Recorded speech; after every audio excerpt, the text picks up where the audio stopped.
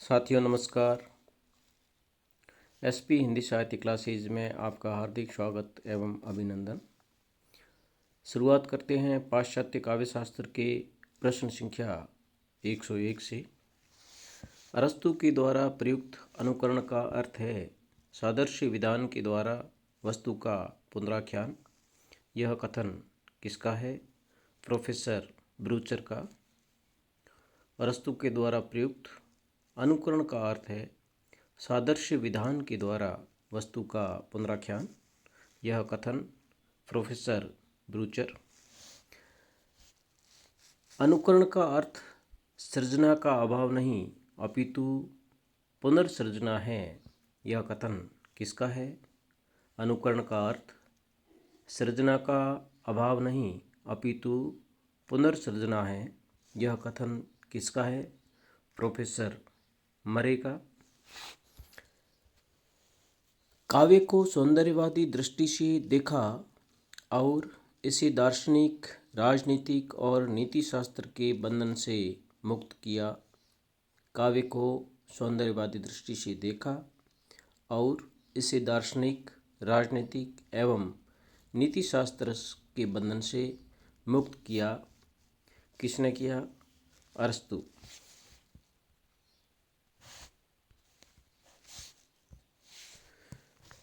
काव्यास्वादन का रहस्य भी मनुष्य की अनुकरण की प्रवृत्ति में निहित है, यह मानना है अरस्तु। काव्यास्वादन का रहस्य भी मनुष्य की अनुकरण की प्रवृत्ति में निहित है, यह मानना है अरस्तु। कलाजन्य आनंद अनुकृतिजन्य आनंद ही है। यह कथन किसका है? कलाजन्य आनंद अनुकृतिजन्य आनंद ही है। यह कथन किसका है? अरस्तु। अरस्तु का दृष्टिकोण अभावात्मक रहा है और त्रास और करुणा का विवेचन उसकी चरम सिद्धि रही है। यह कथन किसका है? अरस्तु का दृष्टिकोण अभावात्मक रहा है और त्रास और करुणा का विवेचन उसकी चरम सिद्धि रही है। यह कथन किसका है? नगेंद्र। अरस्तु के अनुकरण सिद्धांत में किसे कम महत्व दिया गया है? अरस्तु के अनुकरण सिद्धांत में किसे कम महत्व दिया गया है? अंतश्चेतना। अनुकरण को नया अर्थ प्रदान करते हुए कला का स्वतंत्र अस्तित्व किसने स्थापित किया? अरस्तु ने। अनुकरण को नया अर्थ प्रदान करते हुए कला का स्वतंत्र अस्तित्व किसने स्थापित किया? अरस्तु ने। साहित्य पर विरेचन सिद्धांत को लागू करने का श्रेय किसे है?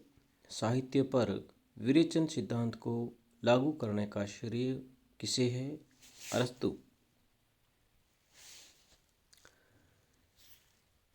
बायोग्राफिया लिटरेरिया ग्रंथ किसका है? बायोग्राफिया लिटरेरिया ग्रंथ किसका है? कोलरिज।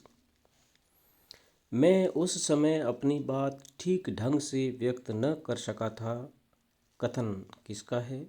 मैं उस समय अपनी बात ठीक ढंग से व्यक्त न कर सका था। यह कथन किसका है?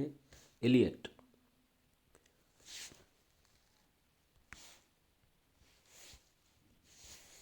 प्लेटो का समय है 427 ईस्वी पूर्व से 347 ईस्वी पूर्व। 427 ईस्वी पूर्व से 347 ईस्वी पूर्व प्लेटो का समय। The Republic, the Statesman, the Laws रचनाएं किसकी है? The Republic, the Statesman, the Laws रचनाएं किसकी है? प्लेटो। साहित्य को मिथ्या अनुकृति कौन मानता है? साहित्य को मिथ्या अनुकृति कौन मानता है? प्लेटो। कवि या कलाकार तो नकल की नकल करता है। कथन किसका है? कवि या कलाकार तो नकल की नकल करता है। यह कथन किसका है? प्लेटो। काव्य को नैतिकता और उपयोगिता के मानदंड से परखने का पक्षपाती कौन है? काव्य को नैतिकता और उपयोगिता के मानदंड से परखने का पक्षपाती कौन है? प्लेटो। केवल उपयोगितावाद को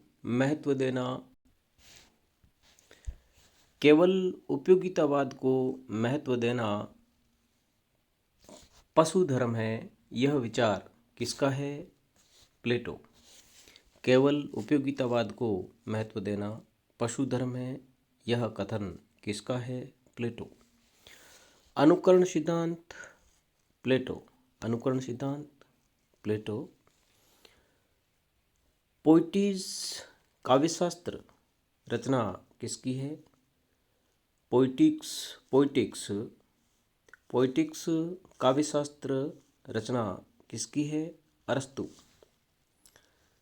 कॉलरिज का समय है 1722 से 1834 ईस्वी। 1722 से 1834 ईस्वी।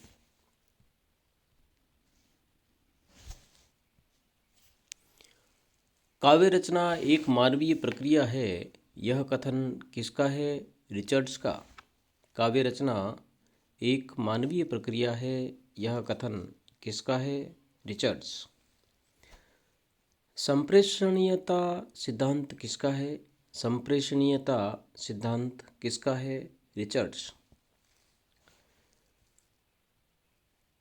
Principles of literary criticism, principles of literary criticism नामक ग्रंथ के लेखक है रिचर्ड्स। रिचर्ड्स का जीवन काल है 1893 से 1979 ईस्वी। 1893 से 1979 ईस्वी रिचर्ड्स का जीवन काल। भाषा का प्रयोग भाव की प्रेरणा से होता है, यह विचार किसका है?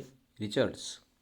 भाषा का प्रयोग भाव की प्रेरणा से होता है, यह विचार किसका है? रिचर्ड्स।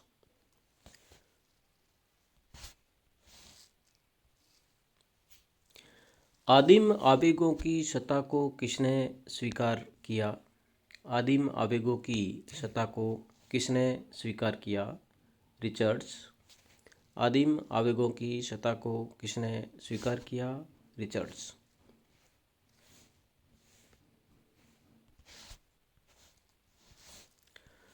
भाषा में लहजा, टोन विशेष महत्वपूर्ण है।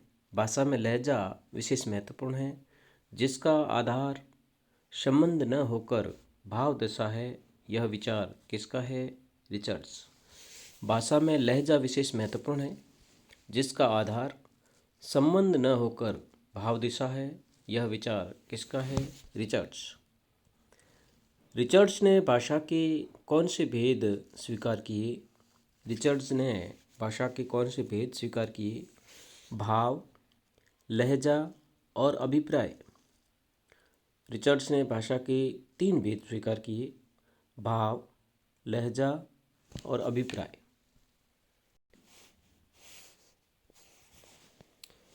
रिचर्ड्स के संप्रेषण सिद्धांत की तुलना किस भारतीय सिद्धांत से की गई? साधारणीकरण।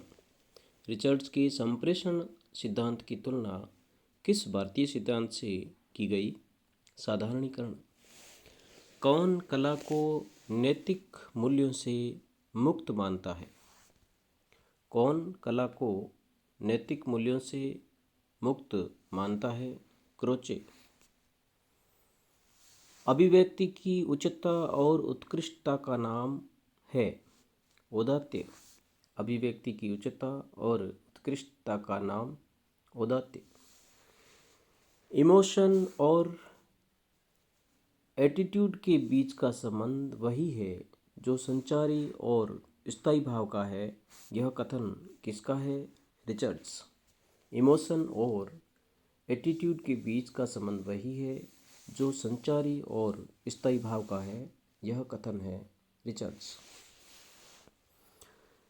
शब्दों की अर्थबोध एवं बिंब ग्रहण से हमें काव्यार्थ का बोध होता है, यह मानना है रिचर्ड्स। शब्दों के अर्थबोध एवं बिंब ग्रहण से हमें काव्यार्थ का बोध होता है, यह मानना है रिचर्ड्स।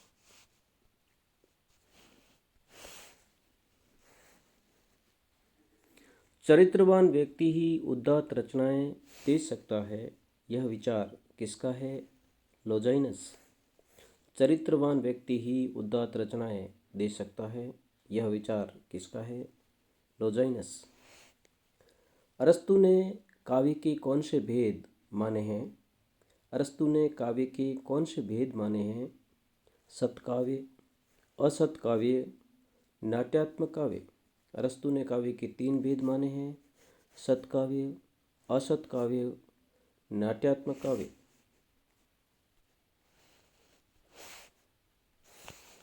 अरस्तु ने काव्य सिद्धांत में किसको महत्व दिया? अरस्तु ने काव्य सिद्धांत में किसको महत्व दिया? कवि की निर्माण क्षमता को, कला के स्वतंत्र अस्तित्व को, कला की संवेदन एवं बिंब विधायिनी शक्ति को अरस्तु ने महत्व दिया। अरस्तु ने काव्य सिद्धांत में किसको महत्व दिया? कवि की निर्माण क्षमता, कला की स्वतंत्र अस्तित्व को, कला की संवेदन एवं बिंब विधायिनी शक्ति को। ट्रेजेडी का कर्तव्य कर्म केवल करुणा त्रास के लिए माध्यम प्रस्तुत करना नहीं, अपितु एक सुनिश्चित कलात्मक परितोष प्राप्त करना है, यह मत किसका है? प्रोफेसर ब्रूचर का। ट्रेजेडी का कर्तव्य कर्म ट्रेजेडी का कर्तव्य कर्म केवल करुणा त्रास के लिए माध्यम प्रस्तुत करना नहीं, अपितु एक सुनिश्चित कलात्मक परितोष प्राप्त करना है, यह मत किसका है? प्रोफेसर ब्रूचर। ट्रेजेडी से सामान्य जनों के मन में व्याप्त भय और करुणा की भावनाएं संतुलित हो जाती है, यह मत किसका है? लेसिंग का। ट्रेजेडी से सामान्य जनों के मन में व्यक्त भय और करुणा की भावनाएं संतुलित हो जाती है, यह मत किसका है? लेसिंग का। दुखांत नाटकों में कृत्रिम रूप से हमारी करुणा और भय की भावनाओं को निकास का अवसर मिल जाता है, यह मत किस सिद्धांत पर लागू होता है? विरेचन सिद्धांत पर। दुखांत नाटकों में कृत्रिम रूप से हमारी करुणा और भय की भावनाओं को निकास का अवसर मिल जाता है, यह मत किस सिद्धांत पर लागू होता है? विरेचन सिद्धांत पर।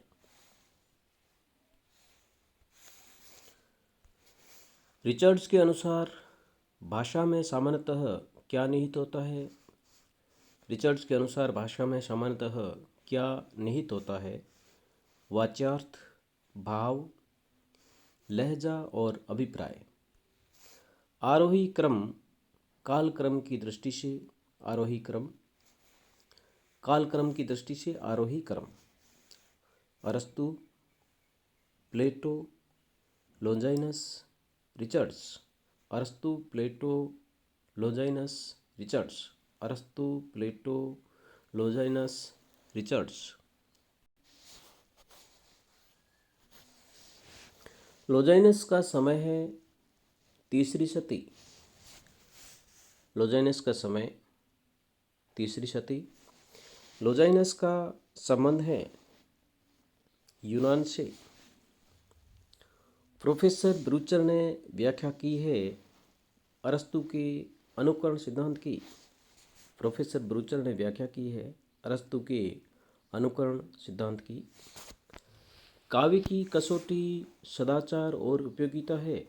काव्य की कसौटी सदाचार और उपयोगिता है, यह कथन किसका है? प्लेटो का। काव्य की कसौटी सदाचार और उपयोगिता है, यह कथन प्लेटो।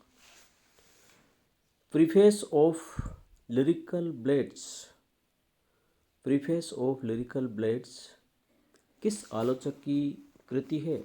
Wordsworth. Preface of lyrical ballads किस आलोचक की कृति है? वर्ड्सवर्थ। ग्रामीण भाषा में काव्य की गहन अनुभूतियों को व्यक्त करने की क्षमता नहीं होती है, यह कथन किसका है? कोलरिज। ग्रामीण भाषा में काव्य की गहन अनुभूतियों को व्यक्त करने की क्षमता नहीं होती है। यह कथन किसका है? कोलरिज।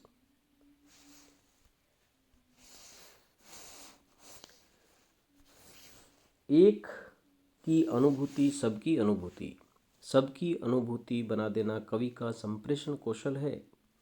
यह विचार किसका है? I.A. रिचर्ड्स। एक की अनुभूति सबकी अनुभूति, सबकी अनुभूति बना देना कवि का संप्रेषण कौशल है। यह विचार है I.A. रिचर्ड्स। रेटारियोस भाषण शास्त्र नामक ग्रंथ के रचयिता। रेटारियोस या भाषण शास्त्र ग्रंथ के रचयिता अरस्तु। भाषण शास्त्र ग्रंथ अरस्तु।